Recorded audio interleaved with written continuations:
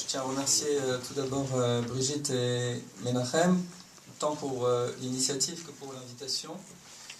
Et je voudrais effectivement aborder la question qui est la nôtre, dans l'esprit dans lequel Menachem a posé les questions dans son exposé introductif, qui était extrêmement clair et qui avait le mérite de poser un certain nombre de jalons, de fondements pour la réflexion.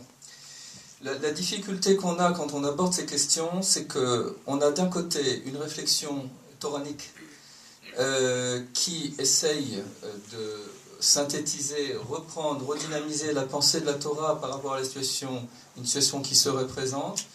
Et d'autre part, comme on le sait bien, une réflexion qui est une réflexion chol, qui est économique et sociale, qui n'a pas de rapport avec la Torah. Et entre les deux, il n'y a pas de rapport, c'est-à-dire que très souvent, quand on se propose d'aborder cette question d'un point de vue toranique, eh bien, on reste au niveau des grands principes de la Torah. Alors là, on a la chance de les avoir, que Menachem nous les a résumés de façon extrêmement claire.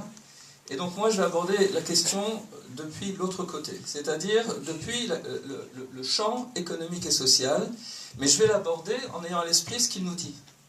C'est-à-dire, comme tu as dit très bien, on ne peut pas simplement rappeler les grands principes et dire, bah oui, effectivement, quand le temple sera reconstruit, tout ça, quand on aura le Yovel, la Shemitah, etc., Shemitah Ksassim, les choses se passeront différemment, d'accord. Mais effectivement, en attendant, la question ne s'en pose pas moins. Et ce qu'a dit aussi le Chava Knesset Yoni Shedlon, c'est-à-dire qu'on a un grand manque en termes de Ilchot Tzibour, c'est tout à fait évident. Maintenant, encore une fois, on a absolument besoin d'articuler les deux pans de la réflexion, et peut-être est-il bon, eh bien, étant imprégné de ces principes généraux, d'aborder maintenant les questions de façon extrêmement concrète, et de voir qu'est-ce qu'il est possible de faire.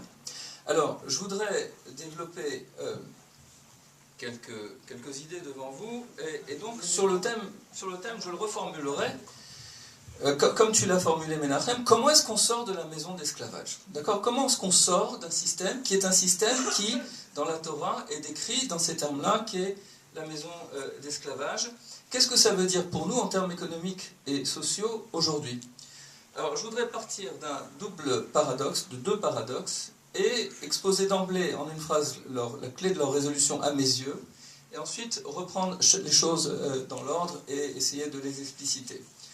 Le premier paradoxe, c'est qu'on parle énormément, non seulement en Israël, mais dans le monde, du miracle de la haute technologie israélienne, de la high-tech israélienne. Alors il est clair qu'il y a un miracle de la high-tech israélienne. Israël est de plus en plus réputé et connu pour son excellence en matière technologique. Et effectivement, ce secteur a explosé, pèse de plus en plus, même s'il reste minoritaire, mais il pèse, son poids en augmentant dans l'économie israélienne. Eh bien, le premier paradoxe, c'est que s'il y a un miracle de la high-tech israélienne, il n'y a pas de miracle économique israélien. Ça, c'est la première chose, et je vais l'expliciter dans un instant. Le deuxième paradoxe, c'est que, bon, on a donc ce développement spectaculaire de la high-tech, le pays manifestement s'est enrichi, on a une modernisation économique, oui, mais elle s'accompagne d'une fracture sociale de plus en plus marquée.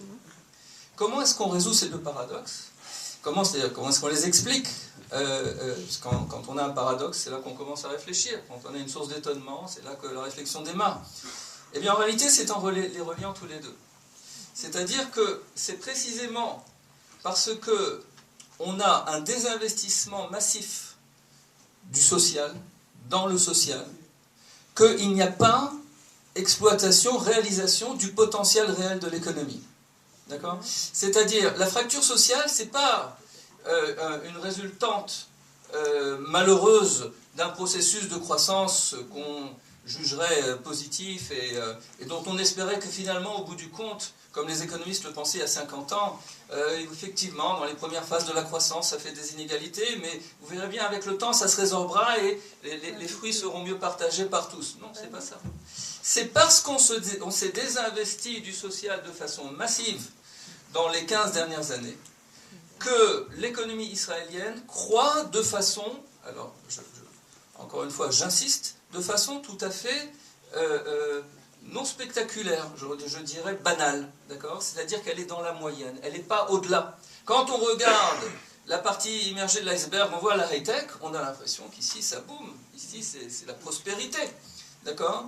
Et quand on regarde l'économie, pas simplement comme nous l'invitait à faire le député Shedbon en se promenant dans le pays, dans la périphérie, c'est quand même incroyable que dans un pays aussi petit, il y a un centre et une périphérie. Ça devrait être... Vous comprenez que c'est frappant, non seulement en termes sociaux, mais en termes géographiques.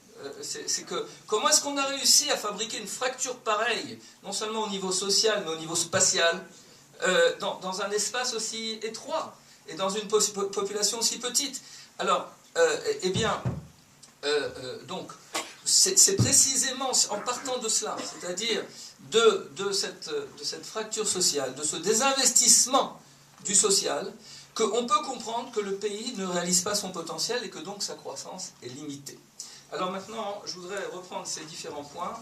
J'espère que je ne serai pas trop long et que si j'abuse de votre patience, vous me ferez signe et j'essaierai de raccourcir. Premier élément donc, la performance économique d'Israël n'est pas mauvaise, mais elle n'a rien d'exceptionnel. Alors effectivement, quand on regarde les chiffres, donc je vous invite maintenant à aller au charbon avec moi, c'est-à-dire regarder la situation telle qu'elle se présente aux yeux des experts, des gens qui regardent les performances, la situation de l'économie d'Israël.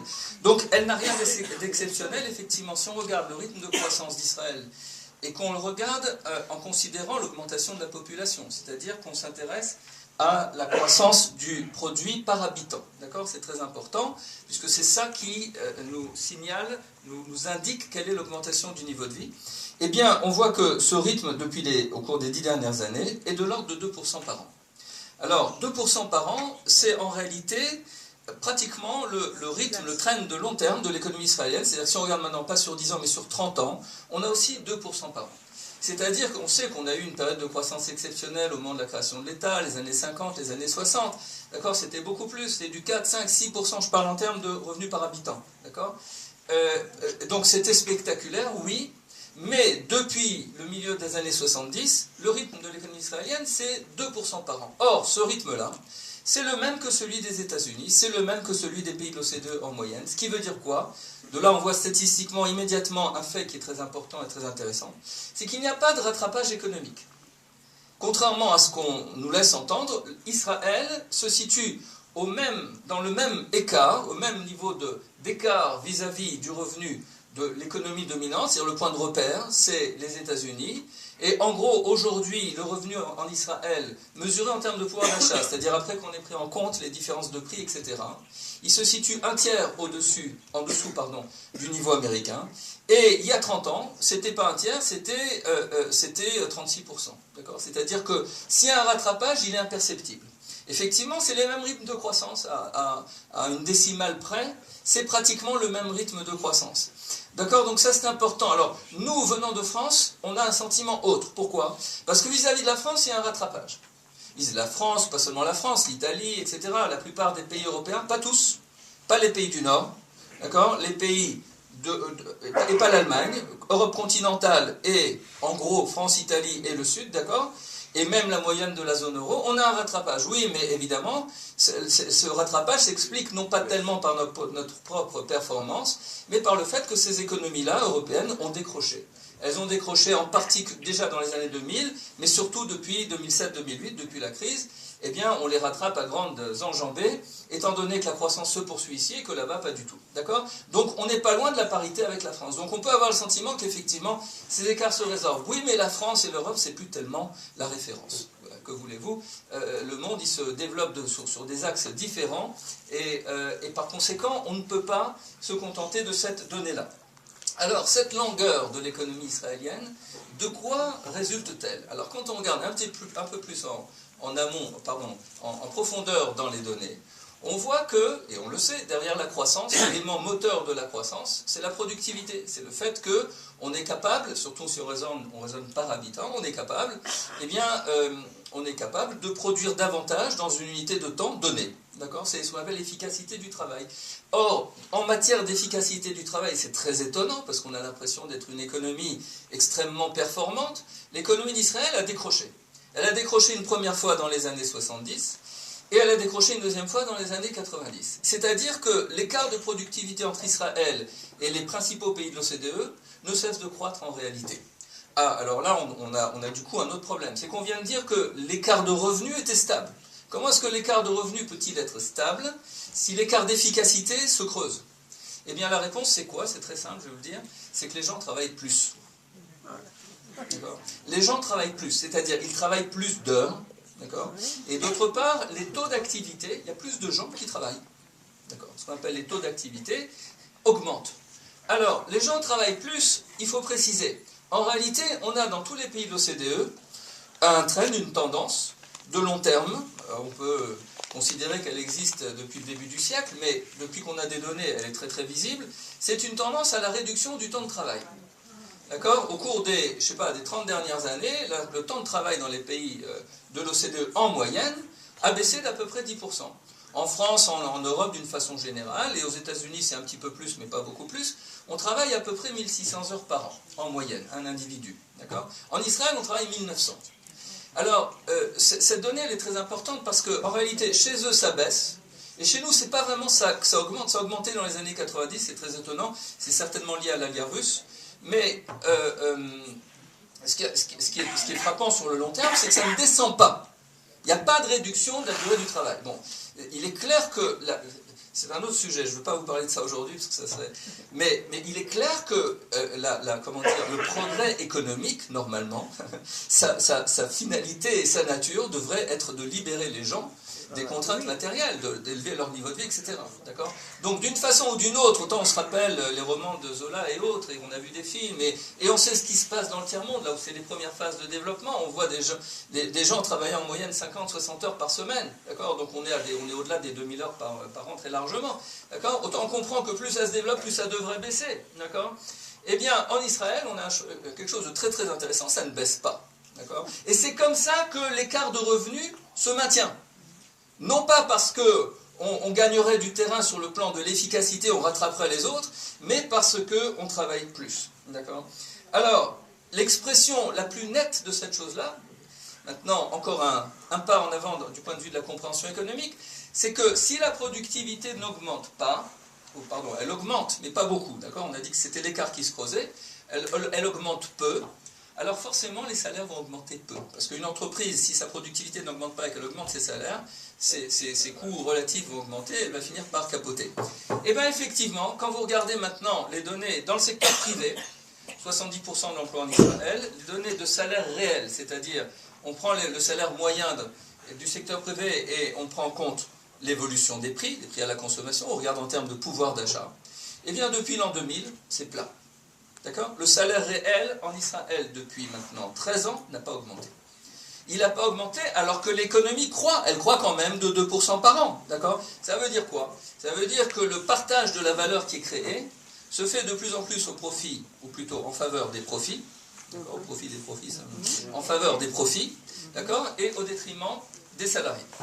Bon, et cette réalité-là, alors on la voit pour le salaire moyen, on la voit pour le salaire minimum, c'est pareil, le pouvoir d'achat, il a certes été relevé récemment, mais parce qu'il avait tellement baissé en termes de pouvoir d'achat, plus les protestations sociales, les mouvements sociaux, etc., que le gouvernement finalement a fait un effort, il est maintenant à 4300 shekels. Ça peut sembler mieux qu'avant, évidemment c'est mieux qu'avant, oui, mais en termes de pouvoir d'achat, c'est exactement la même chose qu'en l'an 2000, d'accord, c'est-à-dire qu'il y a 13 ans. Donc, on comprend que là, on a une société, qui croît à deux vitesses. Tous les chiffres que je viens de vous donner sont des moyennes. Quand vous avez une moyenne, vous devez immédiatement vous poser la question, on doit immédiatement se poser la question de la dispersion qu'il y a autour. D'accord? C'est-à-dire qu'à la limite, quand je dis que le salaire réel, c'est les chiffres officiels, hein, vous voyez ça dans les rapports de tout le monde, la Banque d'Israël, tout le monde, l'OCDE, etc. Je n'ai pas amené les graphiques, ça, je ne vais pas vous saouler avec les données, je vais essayer de vous résumer les choses comme ça, avec des idées et quelques informations de base, d'accord. Si le salaire est stable, d'accord, alors que malgré tout on voit que le pays s'est enrichi, il y a des gens qui vont beaucoup mieux, etc. Ça veut dire qu'il y a une partie de la population pour laquelle en réalité il augmente, d'accord. C'est les secteurs dans lesquels la productivité se développe, c'est les secteurs de la modernité israélienne, on va dire, d'accord. Et puis il faut imaginer l'autre partie, où ça baisse. Or, là où ça augmente, on sait que ça augmente beaucoup. Donc, il faut considérer que étant donné que là où ça baisse, ça ne va pas baisser de façon aussi draconienne, il faut comprendre que c'est la majorité des gens pour lesquels ça baisse. Ça baisse un peu, mais ça baisse. D'accord ? Alors donc, qu'est-ce qu'on a ? On a une société à deux vitesses. On a une société dans laquelle on a une partie moderne, d'accord, qui est extrêmement branchée sur le marché mondial, extrêmement performante, où on distribue des salaires élevés, mais où il y a peu d'emplois, relativement, parce que précisément la productivité est très forte. Et puis on a une société, une deuxième partie de l'économie, le reste de l'économie, où la productivité est basse, la croissance lente, les salaires bas, et l'emploi de plus en plus précaire. Et au milieu, on a les classes moyennes. Et effectivement, les classes moyennes, elles se compriment. D'accord ? C'est pas une fatalité. On aurait pu avoir trois blocs, un bloc qui monte, un bloc qui descend, puis le bloc du milieu qui se maintient. Non, les classes moyennes sont touchées aussi. Et en Israël, il y a ceci de particulier, qu'elles sont relativement peu importantes, c'est-à-dire qu'en réalité, leur poids décline vraiment, et leur masse est faible par rapport à ce qu'elle est dans les autres pays développés. Regardez, par exemple, j'ai trouvé un chiffre qui résume ça.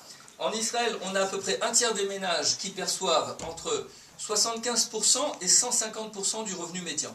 Le revenu médian, c'est le revenu pour lequel vous avez autant de gens au-dessus qu'autant de gens en dessous. D'accord ? Entre 75% et 150%, c'est une mesure conventionnelle, eh bien, en Israël, vous avez un tiers des ménages.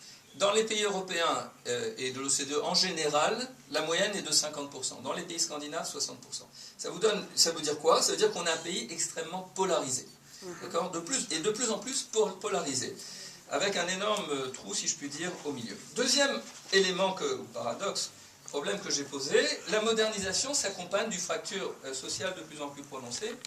Alors là, je ne vais pas m'étendre, parce que c'est des choses qui sont tellement connues, malheureusement, on en parle beaucoup, mais il faut quand même les rappeler. On sait que les inégalités de revenus en Israël sont très élevées. Alors quand on parle d'inégalité de revenus, on doit distinguer nécessairement le revenu économique et le revenu disponible. Le revenu économique, c'est ce que donne le marché. D'accord ? C'est avant que l'État ne s'en mêle, si vous voulez. Le revenu disponible, c'est ce qu'on a à la fin du mois, les uns et les autres, pour vivre. Alors, le revenu, la différence entre les deux, c'est quoi ? C'est la fiscalité et les transferts sociaux. D'accord ? Alors, premièrement, le revenu économique, on a des inégalités qui sont très fortes et qui ont énormément progressé depuis le début des années 80. Et comme, je ne sais plus qui l'a rappelé, c'était le Raver Knesset, oui sûrement, Yoni Shedbon, où effectivement on l'a rappelé, ce phénomène n'est pas propre à Israël. Il est général, il est mondial. De quoi il procède ? C'est très simple, de deux tendances massives de l'économie mondiale, c'est la révolution technologique et la mondialisation. La révolution technologique, les nouvelles technologies concentrent la demande d'emploi sur les emplois très qualifiés. La mondialisation fait passer tous les emplois déqualifiés vers les pays de la périphérie, entre guillemets, et donc réduit la demande de ces emplois dans le centre, dans les pays développés. Et donc les salaires des gens non qualifiés se cassent la figure, en termes relatifs, parfois en termes réels, et les salaires des gens très qualifiés peuvent monter très très haut. D'accord ? Donc ça, c'est l'effet de ciseau qui fait que les inégalités économiques se creusent partout. Alors en Israël, elles sont extrêmement fortes, sauf que depuis une dizaine d'années, elles ont cessé de croître. Elles ont même légèrement décru. Pas beaucoup, mais elles déclinent légèrement depuis un niveau très élevé. D'accord ? Apparemment, on a atteint un seuil où au-delà duquel c'est difficile d'aller. C'est une question en soi, je ne l'aborde pas. Mais c'est un fait, ça a cessé d'augmenter. Maintenant, lorsqu'on regarde les inégalités de revenus disponibles, alors elles sont encore très très élevées. Alors là, on est au top de l'inégalité dans les pays de l'OCDE. On est le deuxième pays après les États-Unis. Bon, je parle que des pays développés. Il y a aussi le Mexique qui fait pire. On est malheureusement au sommet de cette échelle-là. Mais ce qu'il y a de très intéressant et de catastrophique, c'est que ces inégalités de revenus disponibles, elles continuent à augmenter. Ce qui veut dire quoi ? Si les inégalités économiques baissent et que les inégalités de revenus disponibles augmentent, ça veut dire que l'État fait de moins en moins son travail de redistribution. Ça veut dire que l'efficacité redistributive de la puissance publique, de l'État, que ce soit à travers la fiscalité, on sait très bien ce qui se passe au niveau de la fiscalité depuis 10 ans, c'est-à-dire qu'on baisse les impôts, c'est très très bien pour les classes moyennes, les classes élevées, c'est très bien. Le seul problème, c'est qu'il y a à peu près 40% de la population qui n'arrive pas à la première tranche d'imposition. D'accord ? Donc pour eux, baisser les impôts, ça ne veut rien dire. Au point qu'il y a 4-5 ans, le gouvernement s'est finalement réveillé et a adopté un mécanisme qui est en vigueur dans les pays anglo-saxons, qui est l'impôt négatif. D'abord de façon ultra modeste et ultra ciblée sur 3-4 villes. Depuis 2011, c'est généralisé, mais ça reste de l'ordre homéopathique sans les effets positifs de l'homéopathie. Je n'en dirai pas plus sur ce sujet. Bon, alors, donc, l'efficacité de l'appareil redistributif en Israël est de plus en plus faible. Et bien, c'est logique. C'est logique puisque l'État se désengage du social de façon massive depuis 10 ans. Si vous regardez maintenant, on regarde les chiffres de dépenses publiques et qu'on se concentre sur la dépense sociale, on voit que la dépense sociale aujourd'hui en Israël, elle représente 15% du PIB, du produit intérieur brut. Eh bien, à la fin des années 90, il y a à peu près une quinzaine d'années, elle en représentait 20. C'est-à-dire qu'en 15 ans, on a réussi à faire baisser ça de 5 points. Alors que partout ailleurs, ça augmente. Vous allez me dire partout ailleurs, c'est différent parce que les populations vieillissent, il y a des raisons objectives pour lesquelles ces dépenses sociales. Oui, mais malgré tout, on n'a pas de désinvestissement social aussi marqué, puis on est à d'autres niveaux. Parce que dans le reste de l'OCDE, c'est pas 15%, c'est entre 20 et 30. C'est-à-dire plutôt proche de 20 dans les pays anglo-saxons, et 30, voire au-delà, dans les pays scandinaves et la France dont il a été question précédemment. Donc, désengagement social, maintenant derrière les chiffres, on connaît la réalité. C'est quoi ce désengagement social? C'est les allocations familiales qui ont été sabrées, c'est-à-dire divisées par, réduites d'à peu près 70% à prix constant, et en termes de pouvoir d'achat en 10 ans, mais ce n'est pas seulement les allocations familiales, c'est aussi les allocations vieillesse, c'est aussi les dépenses de logement réduites elles aussi de 70% à prix constant. On s'étonne après qu'il n'y a pas assez de logements sociaux, donc l'offre ne suit pas la demande et donc que les prix explosent. D'accord? Mais effectivement, l'État ne construit plus. L'État n'investit plus dans ces domaines-là. D'accord? Et le résultat, bon, on pourrait continuer la liste des coupes sombres qui ont été faites dans le domaine social depuis 10 ans, ça touche aussi la santé, ça touche l'éducation, je vais en parler dans un instant, mais la conséquence de façon immédiate en termes de revenus disponibles, ce que je vous expliquais précédemment, c'est que les écarts de revenus disponibles explosent, et que la partie visible de cette chose-là, c'est la montée de la pauvreté. Et c'est ça qui nous intéresse. Parce que le titre de notre conférence, rencontre ce soir, c'est les écarts sociaux intolérables. Oui, mais les écarts sociaux, que des gens réussissent, d'accord, à ça, il n'y a rien à redire. C'est-à-dire qu'on ne regarde pas vers le haut, c'est pas le problème, que ça monte jusqu'au ciel, qu'on ait tous la bracha et qu'on puisse avoir le revenu maximal. C'est pas notre problème, ça. Notre problème, c'est les gens qui n'arrivent pas à joindre les deux bouts depuis le début du mois. C'est-à-dire que le problème, c'est la pauvreté. Alors, la pauvreté, là-dessus, il y a énormément de discussions, parce qu'on sait bien, elle est définie de façon relative. Beaucoup de gens s'étonnent et disent, mais enfin, qu'est-ce que ça veut dire de la définir de façon relative? La seuil de pauvreté, comme vous le savez, la ligne de pauvreté, c'est la moitié du revenu médian en Israël. Alors ça varie selon la taille des familles, le nombre de personnes dans chaque famille, etc. Mais ça permet d'avoir une comparaison internationale. Et puis, d'autre part, ce n'est pas une notion absurde. Pourquoi? Parce qu'effectivement, la pauvreté est un phénomène relatif. Parce que ne pas avoir, je ne sais pas moi, de voiture aujourd'hui, c'est pas la même chose que de ne pas avoir de voiture il y a 100 ans. Ou de ne pas avoir accès à telle ou telle facilité au niveau des biens ménagers ou au niveau de la culture, etc. C'est pas la même chose que dans une société où ceci n'existe pas. C'est-à-dire que c'est devenu un besoin objectif. Donc on est obligé de se référer à des normes de consommation objectives, à ce qui est socialement reconnu comme un standard de vie décent. D'accord? Alors le standard de vie décent, là après où est-ce qu'on met la barre? C'est évidemment quelque chose d'artificiel, de conventionnel. On a pris la moitié du revenu médian, on aurait pu prendre, et on peut le calculer du reste, on a les données. On peut prendre 40%, 60%, ça ne changera rien. Les résultats sont les mêmes, c'est-à-dire que malheureusement, en termes de revenus disponibles, on est là aussi au maximum de la pauvreté, vous connaissez les chiffres. C'est un Israélien sur 4, une famille sur 5, un enfant sur 3 en Israël, en gros, c'est facile à retenir. D'accord? Une famille sur 4, une famille, qu'est-ce que je dis? Un Israélien sur 4, une famille sur 5, 20% des familles. 25% des Israéliens, des personnes, et à peu près 33% des enfants qui vivent sous ce seuil de pauvreté en Israël. Alors on a tendance à dire oui, mais ça vient du fait que la société est extrêmement hétérogène. On a en Israël une partie de la population arabe, dans laquelle les niveaux de vie sont plus bas parce que les gens travaillent beaucoup moins. En réalité, c'est les femmes. Les hommes travaillent à peu près autant que le reste de la population, un petit peu moins mais pas beaucoup, c'est pas marqué. En revanche, effectivement, pour des raisons culturelles et peut-être autres, j'en sais rien, les femmes dans la population arabe israélienne ont des taux d'activité extrêmement bas. Donc forcément, les revenus s'en ressentent et les taux de pauvreté sont élevés. Et puis, on a la population, le secteur haredi, dans la population juive, qui a cette caractéristique que les femmes travaillent beaucoup, mais les hommes beaucoup moins. C'est l'inverse, si vous voulez, c'est l'image renversée, d'accord? Alors, je vous passe les chiffres, mais il est clair, et donc ce que j'entends les gens me dire quand je résume cette situation, oui, mais ceci est une pauvreté assumée, voulue, donc c'est pas le même problème.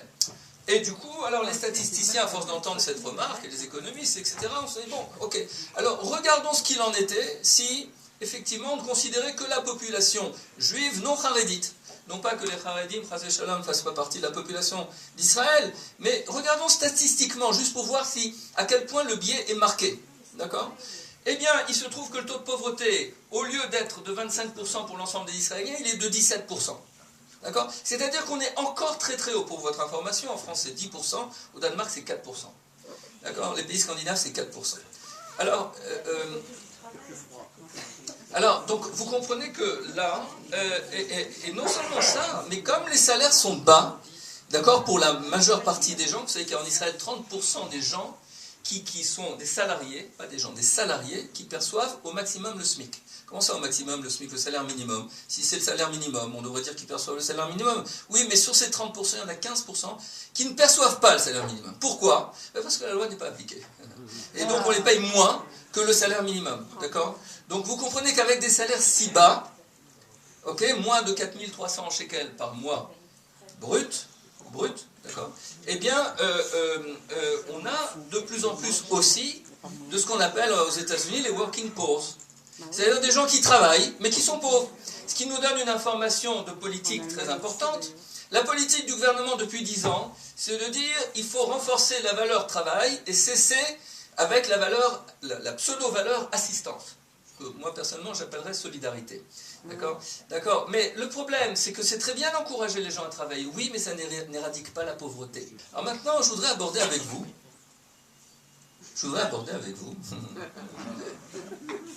quelques éléments d'une politique alternative. D'accord? C'est-à-dire réfléchir à comment, je reprends les termes précédents, on sort de la maison d'esclavage de notre Égypte contemporaine, aujourd'hui, dans les conditions d'aujourd'hui. Autrement dit, comment est-ce qu'on fait pour réfléchir à une politique différente? Alors, je vais vous proposer un certain nombre de pistes, un certain nombre d'éléments de réflexion, voire des propositions, ça dépend si on a le temps, parce que ça va susciter beaucoup évidemment de débats.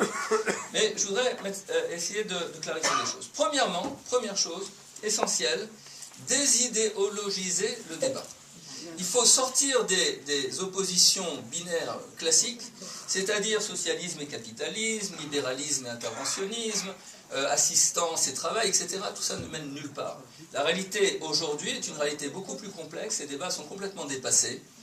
La réalité de nos économies modernes, dont Israël fait partie, et dont toutes les économies font partie aujourd'hui, ce sont des économies mixtes. Une économie mixte, c'est quoi? C'est-à-dire, depuis les États-Unis, on va dire, un côté du spectre, c'est le côté du continuum, si vous voulez, c'est le côté le plus libéral, d'accord? C'est là où on fait le plus confiance au marché. Mais même là-bas, la dépense publique, c'est 40% du PIB. D'accord? Il ne faut quand même pas se raconter des histoires. Même là-bas, il y a un salaire minimum, et on parle de le rehausser. Je ne parle pas simplement de ce qu'on fait les dernières années, il existe depuis longtemps. D'accord? L'intervention de l'État est massive dans plein de domaines. Alors, une économie mixte, c'est quoi?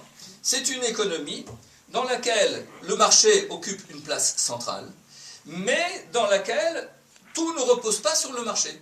C'est-à-dire que l'État intervient pour réguler le marché et pour corriger le marché.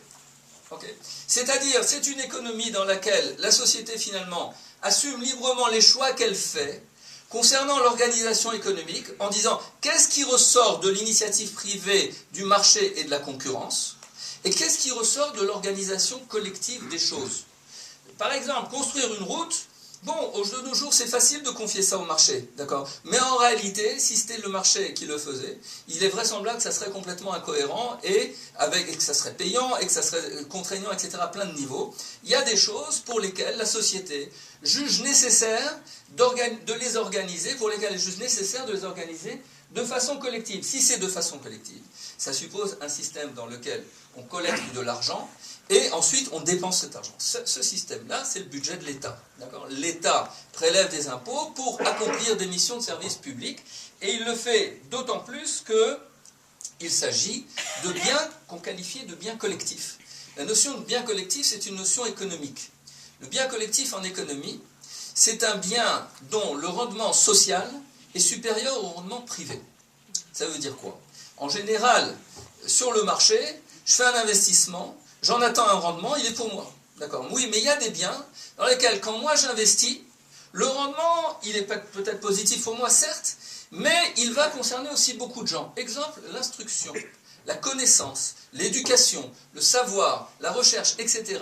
Là, eh bien, par nature même, ces biens-là, l'éclairage, je ne sais pas, ces biens-là, par nature, ce sont des biens pour lesquels le rendement collectif, le rendement social, est très largement supérieur, parce qu'on apprend tous les uns des autres en permanence. Plus vous avez des gens éduqués, plus la connaissance de tous s'élève et l'efficacité du point de vue du travail, puisqu'on parle d'économie, va avoir tendance à s'élever aussi. D'accord? Le rendement social est plus élevé. Pour ces biens-là, il est justifié économiquement, même par les libéraux, d'investir, que l'État investisse. Pourquoi? Parce que si je me fie seulement au marché pour investir dans ces biens-là, l'investissement va être sous-optimal. Pourquoi? Parce que les gens voient qu'une partie du rendement leur échappe, donc ils investissent ailleurs, là où ils peuvent prendre tout le rendement pour eux. Et donc, étant donné que l'État, lui, se soucie précisément du rendement collectif, social, et pas seulement du rendement privé, eh bien, il est justifié économiquement qu'il investisse là. Alors la santé de la population, c'est aussi un bien collectif, de la même façon que la sécurité de la population et bien d'autres choses. D'accord? D'avoir une bonne monnaie, d'avoir une bonne défense, d'avoir un état de droit, tout ça c'est des biens collectifs sur lesquels l'État est fondé à intervenir. Donc, et alors évidemment, la collectivité est aussi en droit, en fonction de son système de valeurs, si c'est des valeurs inspirées de la Torah, d'accord, eh bien de considérer qu'elle peut organiser la solidarité, c'est-à-dire faire en sorte que le moins possible de gens soient exposés à la précarité, au manque, etc. D'accord? Ces choix-là relèvent du politique. J'ai bien dit du et pas de là. Je veux dire par là, pas de la politique politicienne, les intérêts qui s'opposent un peu partout, qui ne nous intéressent pas, mais du politique au sens noble, c'est-à-dire que ce sont des choix de société, c'est ça qui devrait être le cœur du débat politique. D'accord? Et une fois que ces choix, ces priorités, ces préférences politiques, ces valeurs sont posées, alors les économistes en tant que techniciens, et pas autre chose, c'est pas à eux de décider, je dis ça parce que généralement ils veulent nous faire croire qu'il n'y a qu'une politique possible, ce qui est faux, il y a toujours des options, les économistes, leur tâche, modeste mais importante, est de délimiter le champ du possible, et de dire voilà, si l'ordre des priorités c'est là, c'est ça, voilà ce qui est possible de faire compte tenu des moyens, voilà ce qu'on peut faire, ce qu'on peut espérer si on investit là, etc. D'accord. C'est comme ça que les problèmes doivent être posés. Alors maintenant que ce préalable est posé, avançons. La première priorité pour réparer cet état des choses et se rapprocher d'une société de justice sociale, de tzedek, eh bien, la première des choses, à mes yeux, c'est de réhabiliter et de reconstruire les infrastructures sociales qui ont été extrêmement endommagées depuis 15 ans. Et ça commence par, je vais vous donner 3 exemples, mais je vais essayer d'être bref, je sens que déjà j'allonge un peu trop. Je m'étends un peu trop, pardon. Non, bon, vous m'arrêtez si j'en dis trop. Bon, premier exemple, ici des spécialistes bien mieux placés que moi, l'éducation. L'éducation, s'il y a un sujet sur lequel les économistes sont d'accord, pour lequel on a un consensus massif, c'est l'investissement éducatif. D'abord parce que c'est un facteur clé de la progression des connaissances, donc de la productivité, donc de la croissance à long terme. Donc, si on veut de l'efficacité et de la croissance, ce que tout le monde veut a priori, bon, alors il faudrait parler des limites de la croissance et des problèmes qu'elle pose, d'accord, mais ce n'est pas notre sujet ce soir, d'accord, je ne vais pas parler d'écologie, d'environnement, on laisse ça de ce côté. En attendant, ce qu'on voudrait, c'est qu'effectivement il y ait un peu plus de prospérité et surtout mieux partagée, d'accord. Donc tout le monde est d'accord pour dire que l'investissement éducatif de ce point de vue-là suscite des rendements collectifs extrêmement importants, d'accord. D'autre part, l'investissement éducatif est un facteur d'insertion sociale réussie et donc de réduction des inégalités. Plus les gens sont éduqués, plus ils peuvent répondre à la demande du système économique qui est de plus en plus d'avoir des gens formés et qualifiés. Troisièmement, l'éducation, c'est ce qui permet à chacun de réaliser son potentiel personnel. Quatrièmement, l'éducation, c'est un facteur d'approfondissement de la vie politique et démocratique du pays. Ça permet à chacun de participer au débat politique dont je parlais précédemment. Or, de ce point de vue-là, quelle est la situation d'Israël? Alors, quand on regarde, comme disent les spécialistes, le output, c'est-à-dire les résultats, eh bien, on pourrait avoir l'impression que la situation est favorable. Pourquoi? C'est ce que, quand vous regardez les présentations du ministère des Finances, en général, on met en avant. Le nombre de diplômés en Israël par rapport aux autres pays, il est beaucoup plus élevé. On a et le nombre, comment dire, le nombre moyen d'années d'études de la population est beaucoup plus élevé que les autres pays de l'OCDE. Oui, effectivement. Mais ça, c'est le résultat de l'éducation, de l'investissement éducatif qui a été fait dans les années 50, dans les années 60, d'une part, et parce que les gens, 30 ans, 40 ans, 50 ans aujourd'hui, et plus à Dmavesrim, et qui travaillent, d'accord, sont des gens aujourd'hui qui n'ont pas été éduqués aujourd'hui, sont des gens qui ont été éduqués il y a un certain temps déjà, d'accord, et d'autre part de l'ALIA. C'est-à-dire qu'Israël, vous savez, on reçoit une aide américaine, oui, d'accord, mais on reçoit une aide, c'est pas une aide, on a une manne, d'accord, au sens toranique du terme, beaucoup plus importante que l'aide américaine et toutes les aides financières qu'on pourrait recevoir, et qu'on a reçues, c'est ce que les économistes appellent, c'est pas très joli, le capital humain, d'accord. C'est les gens qui viennent, et ils sont formés, d'accord, ils ont des diplômes, ils ont une éducation, ils ont ceci, ils ont cela. De ce point de vue-là, on n'a pas arrêté de recevoir, et dans les années 90, on a reçu, et ils sont venus en Israël, en plus que quelques Français qui sont arrivés à l'époque, eh bien, on a reçu, le pays a reçu quand même 1 million de personnes, c'était 20% de la population en 1990, qui était de 5 millions à l'époque. D'accord, imaginez 12 millions de personnes qui rentrent en France, bardées de diplômes et d'envie de travailler. D'accord. Donc, ça fait quelque chose pour le pays, vous comprenez? Alors, ça, c'est l'apparence. Oui, maintenant, quand on regarde, d'accord, mais aujourd'hui, le système éducatif aujourd'hui, alors là, les données sont tout autres. Pourquoi? Parce que la dépense éducative par personne, et tous les chiffres que je vous donne, sont à prix constant, c'est-à-dire après avoir éliminé l'inflation. La dépense éducative par personne aujourd'hui en Israël est au même niveau qu'elle était en 1996. Elle n'a pas bougé. En réalité, elle a chuté de presque 20% entre 1996 et 2006, et depuis on essaie de rattraper. On a tant bien que mal retrouvé le niveau d'il y a presque 20 ans. La dépense publique par élève dans tout le système éducatif, primaire, secondaire, universitaire, est de 30% inférieure à ce qu'elle est en moyenne dans l'OCDE. On a parlé du Danemark, elle est de 50% inférieure à ce qu'elle est au Danemark. D'accord. Le retard dans les universités, alors là c'est un comble, c'est-à-dire en 40 ans, le nombre d'enseignants dans le système universitaire, d'enseignants, c'est-à-dire Martim, etc., d'accord, avec Teken, a augmenté de 9%, alors que le nombre d'étudiants a augmenté de 157%. D'accord. Bon, voilà, ça c'est la réalité, d'accord. Alors ça va se traduire de tout un tas de façons qu'on connaît. Pardon? C'est les classes bondées, les amphithéâtres, n'en parlons pas, d'accord. Et puis on remplace les enseignants, pardon. Les enseignants sont... Oui, alors on aimerait bien, c'est comme pour la santé, d'accord. On aimerait bien que ça reflète en fait une amélioration en profondeur des chances, mais c'est pas le cas, puisque quand on regarde maintenant les résultats du système éducatif, eh ben on a ces fameuses comparaisons internationales, ces tests qu'organise l'OCDE, et on sait que on est en bas de l'échelle, on est avec les 10 pays, les 10 derniers pays de l'OCDE en matière de résultats. Vous savez, c'est pour la lecture, les mathématiques, etc. Du bac. Ouais, alors le taux de résultat au bac c'est 50% et ça n'augmente pas, on n'arrive pas à franchir la barre des 50%. C'est une autre expression, et dans le cas donc de ces tests éducatifs, eh bien on est derrière la Grèce, l'Espagne, le Portugal, juste devant la Turquie. Oui, mais dans ces statistiques, il y a aussi tout le public arabe et kharidi. Oui, mais quand tu regardes... Oui, mais malgré tout... Quand on voit, au moins dans le domaine technologique... Attends, laissez la discussion s'il vous plaît pour après, les questions et les remarques. Malgré tout, même quand on prend en compte cela, d'accord, d'abord il n'y a pas les Haradim je crois, mais je vais vérifier, et deuxièmement, même quand on prend en compte cela, les écarts restent majeurs, c'est-à-dire que le résultat global, hein, on parle en termes de moyenne évidemment, il y a une dispersion autour de ça, d'accord, mais le résultat n'est pas à la hauteur, et pas ce qu'on espérerait, n'est pas ce qu'on voudrait pour nos enfants et pour l'avenir du pays. Donc il est évident qu'on est obligé de réinvestir, on doit réinvestir dans le système éducatif, c'est-à-dire avoir plus de moyens, plus d'équipements, plus d'enseignants, plus d'heures d'études pour les élèves, etc. Une revalorisation du métier éducatif, d'accord ?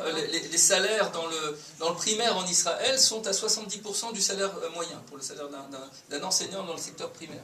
Est-ce que vraiment, alors que c'est à cet âge-là que se joue énormément de chances pour l'avenir, pour les études et l'avenir d'une personne, d'un enfant en particulier, est-ce que vraiment la responsabilité d'un enseignant est telle que son niveau de revenu, ça doit être 70% du salaire brut moyen, c'est-à-dire dans les 5 000, 6 000, je ne sais pas, je ne vais pas regarder les chiffres exactement, mais c'est à peu près ça.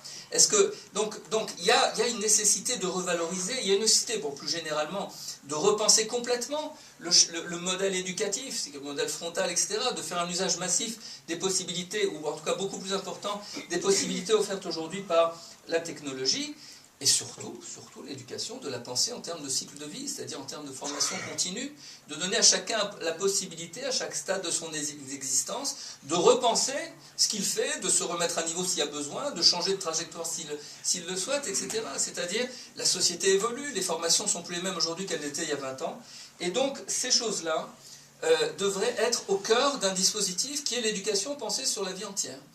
Alors, la santé, je vais être bref parce qu'il y a évidemment beaucoup à dire, mais en gros, ce qui ressort des données depuis 10 ans maintenant, c'est qu'on a d'abord un phénomène de privatisation du système de santé qui se traduit par le développement d'une santé à deux vitesses.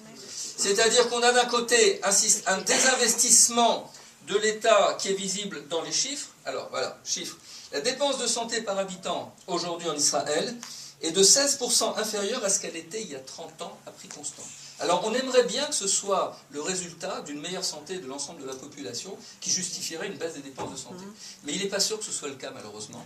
Et par conséquent, c'est clairement, et on le voit dans les hôpitaux, c'est-à-dire, vous savez, il y a des chiffres qui ont fait l'objet de commentaires dans la presse il n'y a pas longtemps, qui sont sortis dans l'OCDE. On a le plus faible taux d'infirmières, nombre d'infirmières par 1000 habitants de tout l'OCDE. D'accord ? On voit pareil, les taux de lits hospitaliers par 1000 habitants, etc. On est au plus bas. C'est-à-dire, tout ce qui est public est désinvesti. D'accord ? Du coup, une partie du corps médical est attirée, comme aspirée, par le secteur privé. Donc, manque de personnel, etc. Bon, les spécialistes, il y a plein de médecins ici, ils parleront de ça beaucoup mieux que moi. D'accord ? Mais il est clair qu'on a un système de santé qui se développe à deux vitesses. Avec comme résultat, une chose très spectaculaire, c'est que le taux de souscription d'assurance privée pour la santé en Israël est le plus haut de tous les pays de l'OCDE. D'accord ? Ça veut dire qu'en Israël, les gens qui ont les moyens, effectivement, savent que leur santé, ils ont de plus en plus intérêt à la rechercher en dehors du système public et dans le système privé. Le logement, j'en ai dit un mot tout à l'heure, mais c'est évidemment essentiel. Comme le disait le député tout à l'heure de Shedbon, c'est-à-dire, par exemple, pour l'emploi, pas simplement pour les gens, c'est évident pour que les gens aient la possibilité de se loger, mais ça a des conséquences économiques considérables. Voilà, ça c'est la première chose, réhabiliter les infrastructures sociales. Rassurez-vous, après je vais vous dire d'où vient l'argent. D'accord ? Là pour le moment je suis en train de dresser la facture, d'accord ? On parlera, j'espère que je pourrai aborder ça. Alors, je vais aborder rapidement le deuxième point. Le deuxième point, c'est réhabiliter la valeur de solidarité pour lutter contre la pauvreté. Alors ça se situe, comme je l'ai dit tout à l'heure, d'abord au niveau des revenus, c'est-à-dire salaire minimum et son application, ça commence par là, d'accord ? Deuxièmement, en ce qui concerne le revenu, eh bien, on sait que le gouvernement a mis en place finalement, comme je disais tout à l'heure, ce système d'impôt négatif, mais il est appliqué à dose extrêmement faible, en tout cas dans des proportions 10 fois inférieures à peu près à ce qui est pratiqué en Angleterre et aux États-Unis. Donc on a énormément à progresser dans ce domaine pour que ça commence à être efficace, et que donc ceux qui n'arrivent pas à la première tranche d'imposition puissent eux aussi bénéficier de la tendance générale à la baisse des impôts. Et puis, alors, on a évidemment tout ce qui est transferts sociaux, c'est-à-dire les allocations familiales, les allocations vieillesse, etc., sur lesquelles les coupes ont été drastiques, comme j'ai dit tout à l'heure. Il faut quand même se dire la chose suivante, en ce qui concerne les allocations familiales. J'étais heureux tout à l'heure d'entendre notre député rapporter qu'il avait pris parti contre les coupes dans ces allocations que le gouvernement actuel vient de faire. Il est clair que mettre un enfant au monde, c'est pas simplement une affaire privée. D'accord? C'est-à-dire que c'est important pour le pays. C'est important pour la collectivité. C'est-à-dire qu'on ne peut pas être complètement schizophrénique et dire, d'un côté, la démographie est une variable stratégique pour Israël, d'accord, et de l'autre côté, de dire, non, non, mais attendez, ça, c'est une affaire privée, chacun doit se débrouiller avec ses propres charges familiales. D'accord. Alors, il est vrai, on a un dilemme, c'est que la politique, le système d'allocation familiale, il est non discriminant, c'est-à-dire qu'il ne va pas précisément vers les familles pauvres, il soutient tout le monde. Mais bon, ça ne doit pas être si sorcier que ça d'imaginer un système qui soit dégressif. On n'est pas obligé de sabrer, comme on l'a fait, de couper à 140 shekels maintenant par enfant. C'est-à-dire qu'on est vraiment, que vous le sachiez, on est tout en bas. Il n'y a pas un pays qui donne moins pour ses enfants que Israël. C'est quand même dramatique. D'accord ? Donc, il faudrait là reprendre la réflexion à la base. Le député tout à l'heure parlait d'une chose, un système, comment il appelait ça, Sal Yeled. Sal Yeladim, c'est intéressant. Moi, personnellement, j'ai pensé à quelque chose qui me semblerait tout à fait intéressant, qui n'aurait pas à la place, mais compléterait. C'est un plan d'épargne pour chaque enfant qui naît. C'est-à-dire que le gouvernement cotiserait sur un plan d'épargne qui rapporterait un rendement annuel, je ne sais pas, moi 4-5% en fonction de ce qui est possible, d'accord, 100 shekels, on va dire, 150 shekels par mois, d'accord, et ça s'accumule jusqu'à 20 ans, 21 ans, je ne sais pas, quand les gens finissent l'armée, et avec ça, ils peuvent payer leurs études, par exemple. D'accord. Vous savez que le coût n'est pas si exorbitant. Il y a des pays qui pensent à ça. Il y a peut-être des pays qui l'ont pratiqué, je ne suis pas suffisamment informé. Les pensions, la retraite. Vous savez que les taux de pauvreté sont élevés chez les personnes âgées, ça dépasse 20%. Ça dépasse 20%. Eh bien, il faut savoir que le niveau des retraites publiques, je ne parle pas des retraites privées, ça c'est une autre affaire, mais la retraite publique en Israël est de 20% du salaire moyen, alors qu'elle est de 40% en moyenne dans les pays de l'OCDE. Évidemment, avec les coupes qui ont été faites, on a pris un retard considérable dans ce domaine-là. D'accord. Maintenant, j'aborde la question du financement. Voilà. Et c'est là que je voulais reprendre donc la résolution des deux paradoxes que j'ai évoqués au début. C'est que le désinvestissement social, c'est la cause de notre performance économique moyenne, banale, d'accord, qui n'a rien d'exceptionnel. Or, en fait, on sait qu'Israël a un potentiel considérable. On a un potentiel humain d'abord considérable, une richesse humaine. On a une démographie dynamique, contrairement à la plupart des pays développés. Baruch Hashem, la démographie continue d'être dynamique. Ça a plein de conséquences financières sur les retraites, sur les équilibres financiers, sur le marché du travail, etc. Troisièmement, on a une spécialisation internationale extrêmement favorable. On est spécialisé sur les segments du marché mondial qui sont les plus dynamiques. Donc on est porté par la demande mondiale. Quatrièmement, on a des ressources naturelles qui maintenant s'avèrent considérables, dont on va ressentir les effets des Ratachem dans pas longtemps. Encore faut-il savoir comment elles seront distribuées, ces ressources, ou en tout cas le produit de ces ressources. Donc, la clé, réinvestir dans le social. Pourquoi ? Pour que le pays réalise son potentiel. Parce que s'il ne le réalise pas, c'est précisément parce qu'il n'investit pas dans sa plus grande richesse, qui est sa richesse humaine. D'accord ? Alors, il faut savoir qu'investir dans le social, c'est effectivement le moyen aussi bien d'élever le potentiel de croissance de l'économie, parce qu'on aura une population encore, pas seulement les 40-50 ans qui ont tous leurs diplômes, etc., mais les jeunes, eh bien, dans la continuité, ils ont un niveau beaucoup plus élevé, et donc ils pourront s'investir dans l'économie de façon beaucoup plus productive, avec une productivité plus élevée, etc. Donc, ça stimule le potentiel de croissance du côté de l'offre, et ça le stimule du côté de la demande. Parce que lorsque l'État augmente la dépense publique, les économistes vous expliqueront qu'il y a des effets multiplicateurs sur l'activité. C'est-à-dire que pour un shekel de dépensé, on n'a pas simplement un shekel de production en plus, on a davantage. Et donc, ça fait de la croissance. Or, quand la croissance augmente, si par exemple, on arrive à briser ce seuil des 2% par an par habitant depuis 30 ans, d'accord, et malgré tout ce qui s'est passé avec la high-tech, on n'est pas monté au-dessus de ça tellement, eh bien, si on arrive à passer de 2 à 3, et c'est loin d'être impossible, il y a certaines années où on y arrivait, eh bien, ce 1% de croissance supplémentaire, c'est autant de recettes fiscales en plus. Il y a ce que les économistes appellent une élasticité, c'est-à-dire la relation entre la croissance des recettes fiscales par rapport, dans ce cas précis, avec la croissance du revenu du pays, le revenu national. Il faut savoir que quand le revenu national progresse de 1%, les recettes fiscales progressent de 1,1%. D'accord ? C'est-à-dire que ça progresse un peu plus que proportionnellement. Donc si vous mettez cette croissance-là, eh bien, ce que vous avez, c'est spontanément des recettes fiscales, des marges budgétaires qui se dégagent. Des marges budgétaires qui se dégagent et qui permettent de financer les investissements dont je vous parle. Le problème qu'on a en Israël, c'est que le budget est pensé de façon comptable. Il y a un trou dans le budget, un déficit, il va falloir le remplir, d'accord? Donc on sabre dans les dépenses, on augmente éventuellement la TVA parce que c'est l'impôt le moins progressif, on ne veut surtout pas toucher aux impôts progressifs, d'accord? Et on essaye de combler le trou tant bien que mal. Oui, mais le budget, c'est un outil de politique économique, et l'économique, c'est pas de la comptabilité, c'est même pas de la gestion privée. Même si c'était de la gestion, une entreprise, quand elle a un projet, quand elle a une idée, un entrepreneur, quand il a une bonne idée, un bon projet, qu'est-ce qu'il fait? Il cherche un financement, il est prêt à prendre un crédit, il est prêt à mobiliser des fonds. C'est-à-dire qu'il s'endette et il fait un pari sur l'avenir parce qu'il anticipe quoi? Il anticipe que le rendement de son investissement va être supérieur au taux d'intérêt qu'il va payer. D'accord? Et donc, de cette façon-là, il n'hésite pas, vis-à-vis de la dette, à s'endetter. S'il le faut, si le rendement est supérieur. Parce que si le rendement est supérieur, la dette sera remboursée et le taux d'endettement, il baissera au lieu d'augmenter. Eh bien, c'est la même chose au niveau public.